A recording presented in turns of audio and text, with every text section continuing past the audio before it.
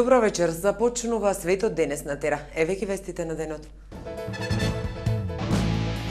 Што по лидерската средба? Кои се оценките на експертите? Нема заинтересиран купувач за фудбалскиот клуб Пелистер. Возете велосипед од повеќе причини. Битолските роми прекогранично се едуцираат. Нема заинтересиран купувач за фудбалскиот клуб Пелистер. Ова е епилогот од денешното закажано отварање на понудите.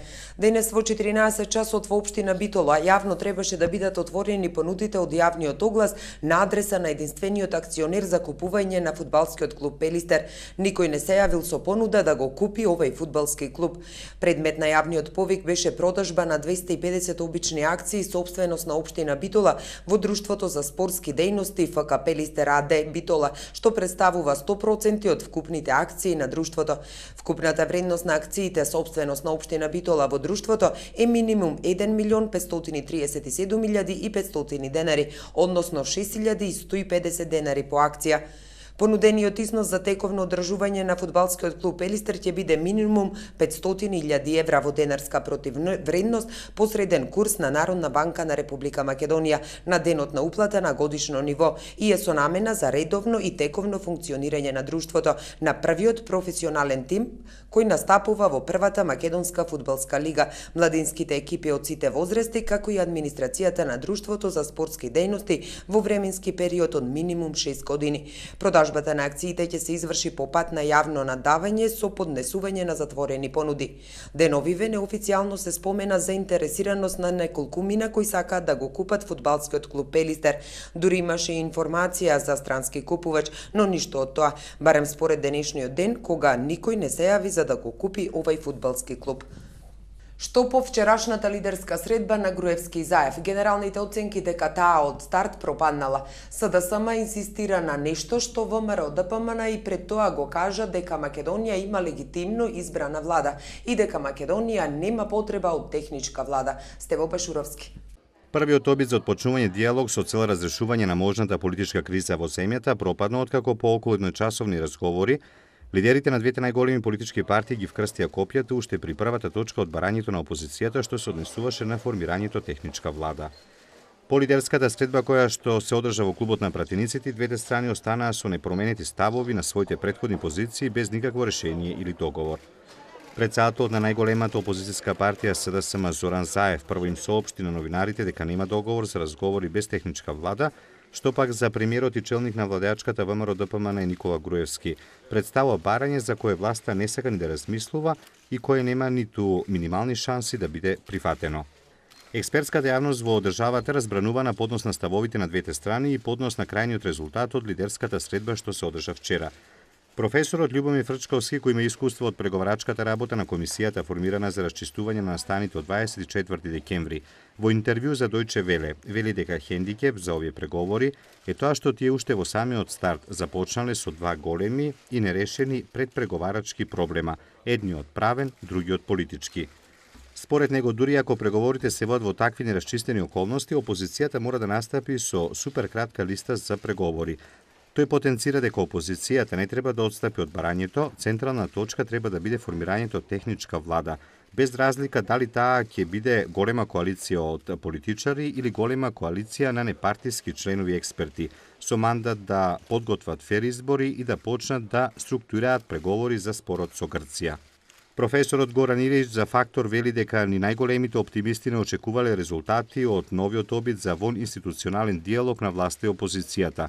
Тој оценува колку и да не продуцира конкретни и видливи ефекти, политичката комуникација представува инвестиција во демократизацијата на партискиот, а со тоа и на политичкиот систем во Македонија. Аналитичарот Ивица Боцевски пак во изјава за истиот интернет портал му сугерира на премиерот да ги прекине разговорите со лидерот на опозицијата.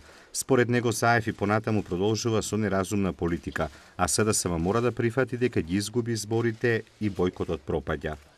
Аналитичарот Едмонд Адеми за Радио Слободна Европа вели дека нема да има брзо надминување на проблемите со оглед на тоа што опозицијата не отстапува од своите 5 барања. За професорката Тања Каракамишева Јовановска, идејата за формирање техничка влада, која раководството на СДСМ ја поставила како ултиматум во преговорите со ВМРО ДПМН, нема никаква политичка логика, а уште помалку демократска издржаност. Какви ќе бидат надамошните чекори останува да видиме. Лидерот на СДСМ најави дека останува на своите цврсти ставови и дека на Груевски останува да одлучи дали ќе разговараат за нивните барања или не. Лидерот на ВМРО ДПМН пак посредбата не прецизираше каков ќе биде нивниот нареден чекор по однос на подобрување на политичкиот диалог и решавање на проблемот со опозицијата и рече дека за својот нареден потек прво ќе се консултира со раководството на партијата. Македонија не е поштедена од екстремниот тероризам, смета дипломатскиот кор.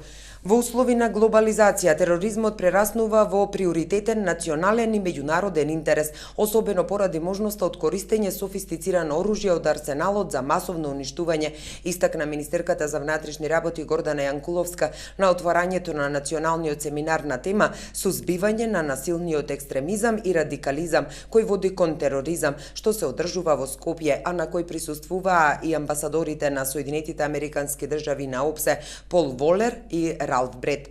Министерката Јанкуловска посочи дека тероризмот како своевидна неконвенционална војна и деструктивен феномен во рамки на насилниот криминалитет представува еден од главните извори на опасност за државите и народите, уставното уредување, правата и слободата на граѓаните и вредностите на демократските општества. Токму поради тоа, додаде министерката за внатрешни работи, важноста на овој семинар е размена на информации и искуства во борбата против тероризмот и насилниот екстремизам. Unfortunately, radicalization and extremism is a widespread phenomenon. Political radicalization, religious radicalization, and very often groups are working together and radical people go to other countries to go in training camps and to learn more. And this often ends up in a terrorism, and a terrorism that also comes back to the countries where these people come from. The problem of terrorism and radicalization is a global problem. It's all over the world. You open the newspapers every day, you see new instances. And so the only way that we can counter that is by working together closely, both internally and internationally. I think that's a key to this, and I think that's one of the things that the United States is very is emphasizing, that we need to work together around the world in events like today where we can come together and discuss these topics and learn from others and learn to coordinate better are, I think, absolutely important to defeating terrorism. Значи, ние досега немаме поднесено таква кривична пријава, меѓутоа со последните измени на кривичниот законник интервениравме во овој дел за да ја создадеме правната рамка во функција на испраќање на порака дека нема да дозволиме во Република Македонија ваквите радикални структури да најдат плодна почва за промоција на нивните идеи кои одат на штета на демократијата и слободата на сите граѓани. Невладини ромски организации од Македонија и Албанија добија проект од Европската Унија за прекугранична соработка Денови на ромската култура. Проектот има за цел зачувување на традициите на ромите во двете земји, а пред се ромскиот јазик кој е во изумирање. Оливера Михајловска. Битолските невладини ромски организации успеа преку европските фондови да добијат прекуграничен проект со соседна Албанија за културна размена. Фокусот е ставен на зачувување на ромскиот јазик кој изумира. Ние го видовме како проблем изумирањето на ромскиот јазик во овој регион, како во Република Македонија, така и во Република Албанија, и од таа причина на некој начин започнавме иницијативи кои што ќе овозможат задржување и зачувување на ромскиот јазик во овој регион. Проектот почнал лани во септември, а треба да заврши до крајот на овој август и има неколку планирани активности. Студиски посети во Албанија и во Македонија и имаме направено веќе мрежа на младинска мрежа која што и во иднина ќе треба да имплементира проекти кои што ќе бидат со цел да ги задржат тие културни идентитети на ромската заедница. Ова е исто така една активност за промоција на културата и традицијата, во која што имаме саем на невладини организации, културна програма, промоција на традиционални јадења и обичаи, работилница за историјата на ромите, изложба на фотографии од минатото на ромите и презентација на документарен филм преку кој што ќе ја промовираме и позитивната страна на ромската заедница. Општина Битола застана зад битолските роми. културата и образованието. Сите сме свесни дека е еден од најдобрите начини за инклузија на ромите во општеството и ние ќе го продолжиме нашиот курс на соработка во таа насока. Радува фактот што Република Македонија генерално и општина Битола котира високо во меѓународните извештаи за инклузија на ромите во општествените текови преку реализацијата на тековните проекти, што пак од друга страна отвора еден куп нови можности за продлабочување на таа соработка и со невладината организација Баирска светлина и со другите ромски невладини организации од Битола. Денеска на Магнолија на неколку штандови се одбележуваат деновите на ромската култура. Списанието Македонско сестринство, кое го издаваат Високата медицинска школа и фондацијата Доктор Котевски, треба да го подобри статусот на сестрата. Во него ќе се истакнат проблемите со кои тие се соочуваат. Маја Богоевска. Високата медицинска школа и фондацијата Доктор Котевски денес го промовираа првиот почесен број на списанието Македонско сестринство. Медицинската сестра е една од главните алки во здравството, токму со списанието сестрите ќе имаат место каде да ги презентираат успесите, падовите, вештините и критиките. Жалост и во целото наше законодавство недоволно разбрана, недоволно квалификована, недоволно едуцирана од низа работи. Уместо да сестрата го врши својот дел, негата, заштита на здравјето на болесникот, спроведување на лекарските процедури, она се занимава со парамедицински работи. Сакаме низ овај зборник, низ ова списание што ќе биде, да ги потикнеме и самите сестри да поинако се организират. Не може сестрата да врши, да биде добро едуцирана, да биде стручна, да биде хумана, да биде стално насмејана, стално да биде расположена, а најдобро платена и недобро разбрана од руководството. Преку списанието треба да се подобри статусот на сестрата, односно да се истакнат проблемите со кои таа се соочува. Медицинската сестра претворена е често пати низ оделението, гледам во кафе куварка. На лекарите му прави кафе, а болниот чека да. Многу смело речено од моја страна, затоа што и јас зачера бев лекар. Али научив некои работи кога водеве на меѓународна болница. Сестрите кои што беа дојдени од Англија, од Германија, века немаше лекарите нас да ни се мешате, ние ќе си уредиме сестринската работа. Нема да дозволиме да вие работите без сестра, ќе најдеме ни начин како. Али не, вие да ги правите распоредот. Значи, треба да се менува нешто ново и во самата организација на здравствените установи. Првиот број е посветен на првата интернационална конференција на високите школи и факултетите од областта на сестринството. Списанието ќе обработува теми од здравствената нега, каде што сестрите ги имаат своите ингеренции, научно-истражувачката работа од полето на сестринството, ќе се публицираат настани врзани со областа сестринство и ќе се пренесуваат искуства од секаде каде што ќе имаме можност да добиеме информации.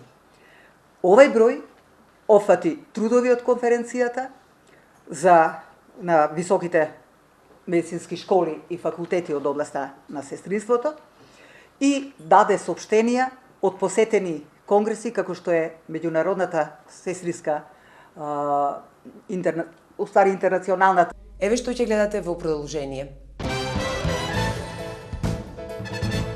Возете велосипед од повеќе причини. И за други теми по кусата пауза, останете со нас. Вашето мислење нам ни е важно, затоа што Тера телевизија е на страната на гледачите. Искажете ги вашите ставови на нашиот веб-портал tera.mk. Прашањето за оваа недела гласи: како факултет ќе одберете за вашето академско образование?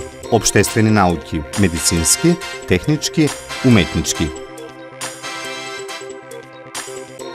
За резултатите од анкетата читајте на tera.mk или гледајте во вестите на Тера телевизија.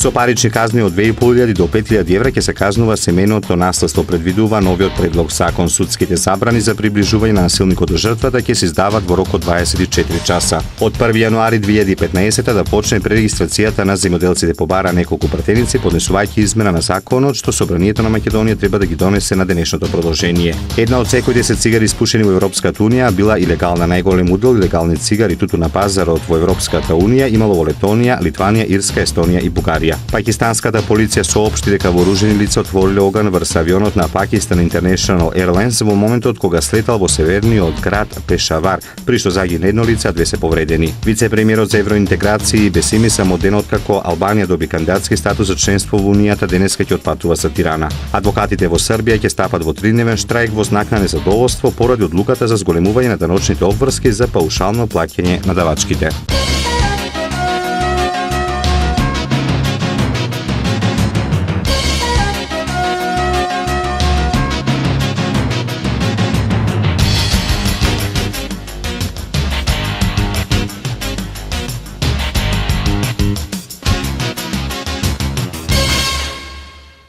Просечната оценка на екстерното тестирање на учениците по вкупно 368.115 тестови по сите предмети во сите одделенија и години на образование е 3,63, што е подобро за 0,38% поени од минатата година, кога просекот беше 3,25.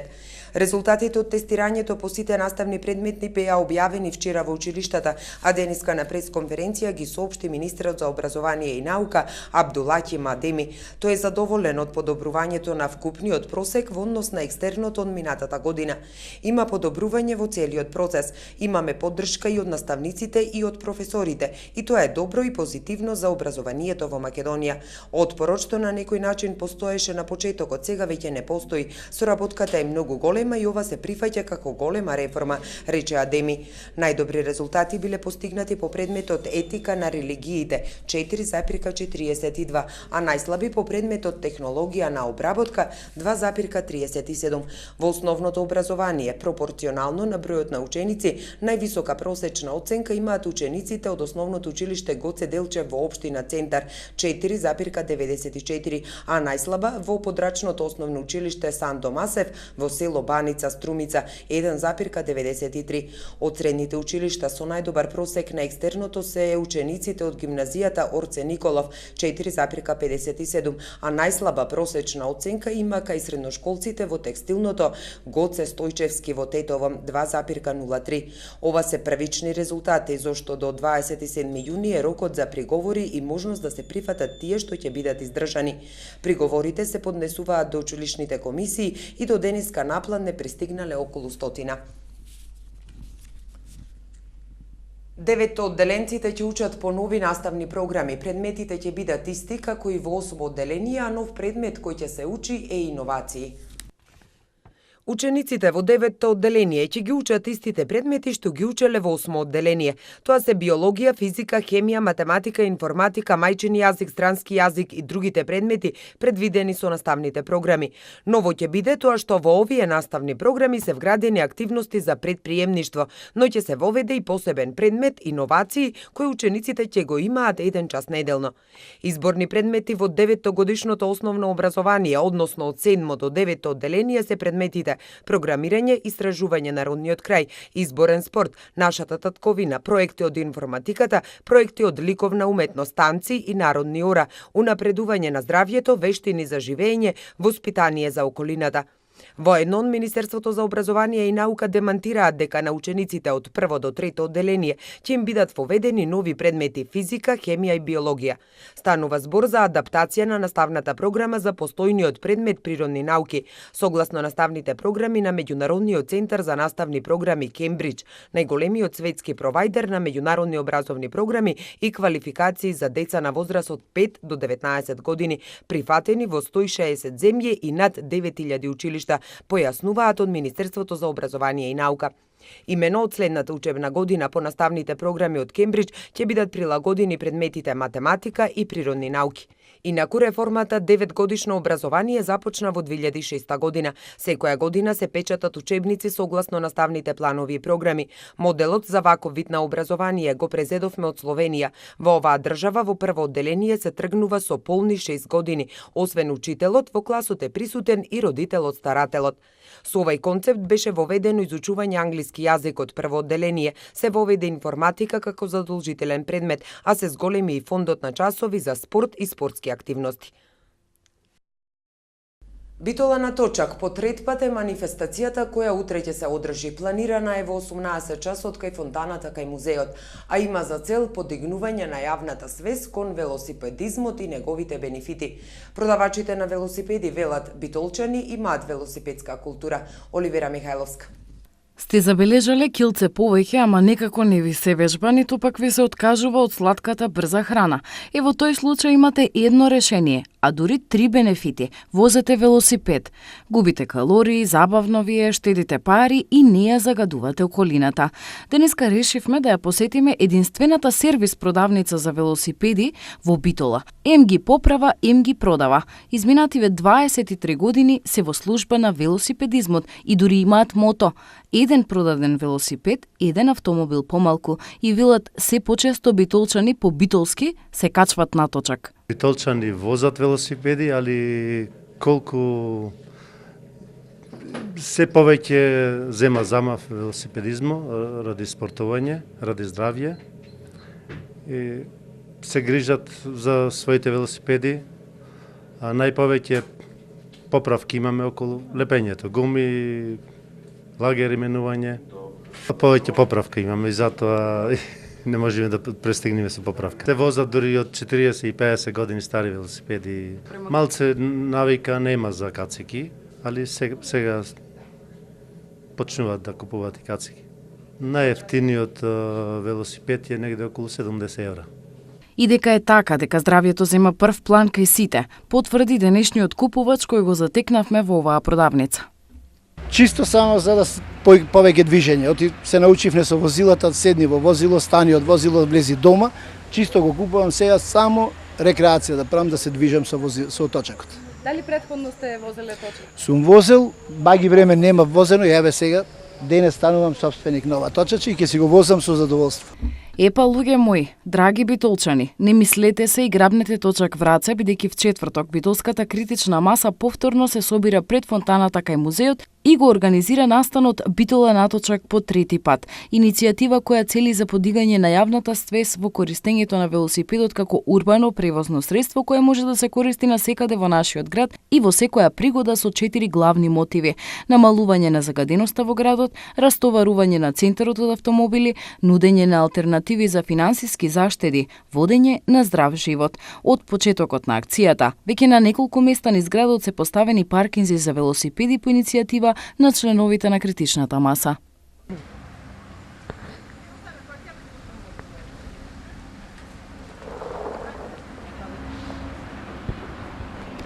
Почитувани гледачи, се наоѓаме пред Фикамаго, предпријатие кое што 23 години обстојува преку продажба на велосипеди, меѓутоа и поправка. Она што денес сакам да ви го кажам е тоа дека еден автомобил помалку значи повеќе здравје за сите нас. Екологијата е чиста, физички сме многу поактивни и секако е многу поекономично. Викендот кој е пред нас, джип турнеја низ Мариово. Пријавувањето е во тека. Турнејата нема надпреварувачки карактер. Дружење, запознавање на убавините и подигнување на адреналинот. Стево Башуровски. Тргнувањето на 28 јуни во 7 часот од пред зградата на општина Новаци. Посета на терените околу селото Реово, Грумази, Скочивир со попатна пауза од 15 минути. Доручек во местноста Конјарка во близина на селото Скочивир. Посета на живописните терени во Мариово по течението на Црна река, местноста Копанките покрај ловиштето Ниче. Пауза на реката Белица. Посета на село Будимирци, живописните терени околу село Зови. Околу 15 часот пристигнување во манастирот Чебрен и поставување на камповите во близина на реката Црна. Секој учесник мора да носи опрема за кампување, а ќе имаат богата, забавна и гурманска програма, дружење до доцните вечерни часови. Во местноста Чебрен посетителите ќе имаат можност да ги посетат црквата Свети Спас од 16 век, црквата Свети Димитри, неодамно обновена околу олтарниот дел кој потекнува од 15 век, и остатоците од некогашниот антички град Чебрен и покасно манастирот Чебрен кој бил еден од најголемите и најпознатите манастири во Македонија. Следниот ден на 29 јуни во 10 часот по доручек посета на филмскиот мост во село Совик и крај на турнејата. Пријавувањето е до 25 јуни, вкупната должина на трасата е 160 км. Турнејата нема надпреварувачки карактер и секој учесник мора да се придржува до правилата пропишани од страна на организаторот. Джип турнејата Мариово е туристичко возење по шумски патеки, земјен пат на кој се наоѓаат природни пречки, кал, големи успони, зелена трева, камења, вода и друго, на кој учествуваат теренски возила, джипови 4x4.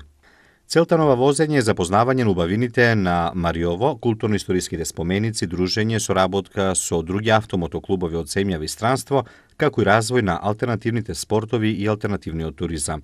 За прв пат джип турнејата Мариово е одржана на 19 и 20 јуни 2010 година. Позитивното искуство на сите учесници беше мотив плюс за претворањето на джип турнејата во настан кој се одржува најмалку еднаш годишно, со број на членови кој постојано се зголемува. Еве што донесува светот. 4 експлозии во подземната железница во Каиро. И за други вести од светот по паузата, останете со нас. Започнува Битола отворен град 2014. Мартин Стефановски со награда на меѓународен музички фестивал. Битола на точак, по трет пат во нашиот град. 4 експлозии во подземната железница во Каиро.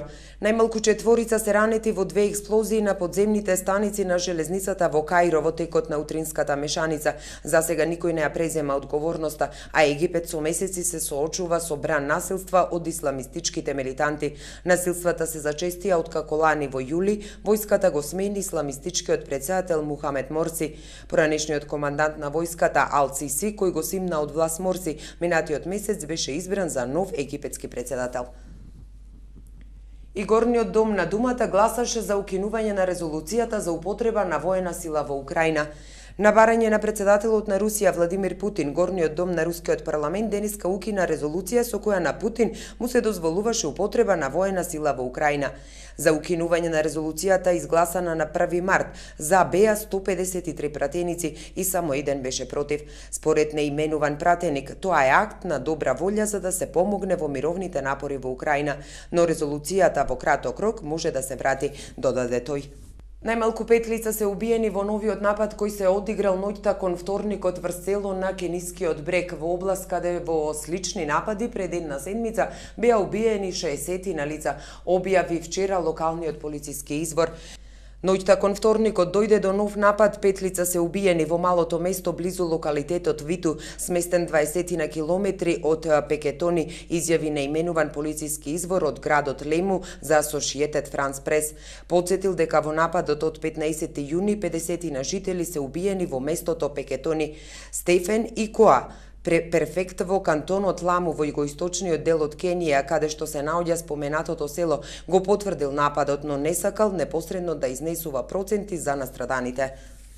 Сноуден не сака да живее во екзил и сака да се врати во нормален живот. Поранешниот соработник на американските разузнавачки служби Едвард Сноуден денеска изјави дека сака да престане да живее во екзил и да се врати во нормален живот. Сноуден изјавата ја даде преку видеоконференциска врска со пратениците од парламентарното собрание на Советот на Европа. Тој истакна дека нема никаква врска со руската влада и дека со формалностите и документацијата за престој во Русија се занимава неговиот адвокат. Сноуден се пожали дека нема можност да патува по светот бидејќи американските власти му го поништиле пасошот. Тој наведе дека не сака да живее во екзил и оти сака да се врати кон нормалниот живот. Минатото лето Сноуден објави податоци за американските програми за глобално следење на телефонските и интернет комуникациите во Соединетите американски држави. Против него се покренати 2 обвиненија за шпионажа, а тој се крие во Русија каде има привремен азил. Европската Унија има доволно резерви на газ од шкрилци за да заврши со енергетската зависност од Русија за околу 28 години, под услов европските земји да се подготвени да го вадат. Ова го објави агенцијата Bloomberg, повикувајќи се на податоци и експертски анализи за 10 европски земји, меѓу кои и Бугарија. Во информацијата се наведува дека во Бугарија и Франција има директна забрана за екстракција на шкрилци, додека Германија и Холандија се меѓу земјите во кои е воведен мораториумот. Агенцијата забележува дека во 28 земји од Европската Унија, кои покриваат 1/3 од потребите со увоз на руски газ и нафта, се дискутира за можноста за диверзификација на енергетските извори, додека европските држави дискутираат за еколошкиот ефект од технологијата за екстракција на газ од шкрилци преку фракинг. Во САД го применуваат овај метод и се на пат да станат најголемиот светски производител на природен газ. Ефикасна употреба на овие ресурси би можела значително да ја зголеми енергетската безбедност на Европа. Можно е конфликтот во Украина да послужи како катализатор за развој на фракинг во Европа, но се уште сметам дека тоа е долгорочна перспектива, коментира аналитичар од Лондонскиот институт. Фудбалската репрезентација на Грција успеа да го постигне најдобриот ефект на светските првенства и се пласираше првпат во 8 на финалниот сегмент. До успехот стигнаа по грчки преку драма. Соседите од југот победија со 2:1 благодарение на Јоргос Самарас и погодокот од пенал во 91-та минута, пошто ги очекува дуел со одличната селекција на Коста Рика. Пред надпреварот во друштвото Колумбија беше мирна со 2 триумфа од 2 рунди. Јапонците можеа да се радуваат доколку славеа и тие и грците. Како и да е, јужноамериканците беа убедливи. Употребувајќи ја тактиката на Рехагел, селекторот Фернандо Сантош обезбеди место во најдобрите 16 тима на Мундијалот. Како и досега, среќата беше на страна на победникот. Двата гола ги реализираа благодарение на ривалите. Сега за времето во наредните денови.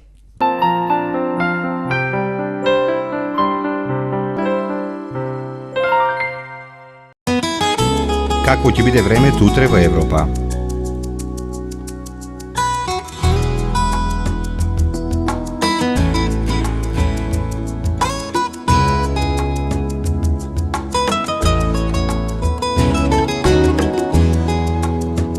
За времето утре на Балканот.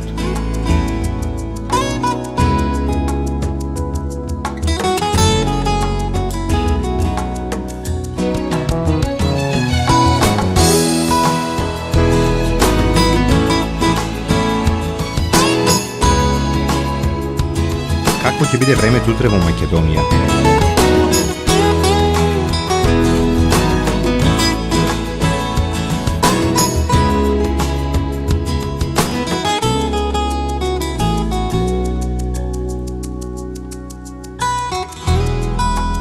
Следува временската прогноза за времето утре во регионот.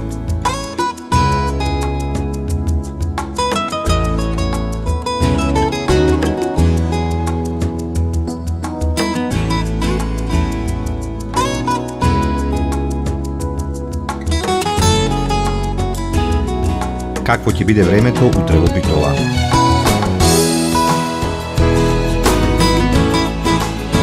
Следува временската прогноза за следните денови во Битола. Какво ќе биде утре времето во Ресен? Следува временската прогноза за следните денови во Ресен. Евеа прогнозата за времето утре во Прилеп. Какво ќе биде времето во наредните денови во Прилеп? Како ќе биде времето утре во Кичево?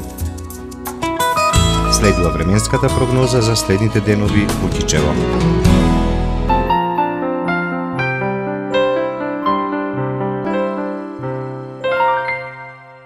Тука е крајот на светот денес. Ви благодариме за вниманието. Имајте пријатна вечер со Тера телевизија.